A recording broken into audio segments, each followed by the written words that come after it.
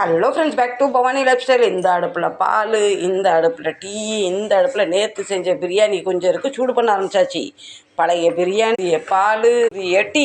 இப்போ நம்ம புதிய சுண்டலை வேக வைக்க 3 அடுப்பு பிஸி. இப்போ இன்றைக்கி எங்கள் வீட்டில் க்ரீன் மூங்கு சுண்டலும் அந்த மூங்கு கூட ஒரு புடி வேர்க்கடலை போட்டால் வேக வச்சு தாளித்து பிறக்கி சாப்பிட்டா வேறு டேஸ்ட்டாக இருக்கும். நீங்கள் எப்படியே என்றைக்கா ட்ரை பண்ணியிருக்கீங்களா? பல வகை தானியம் உடம்புக்கு ரொம்ப நல்லது. ஒரு தானியம் கண்டிப்பாக எடுத்துக்கோங்க காலையில். இன்றைக்குமே கார சட்னி தான் பண்ணுறேன்.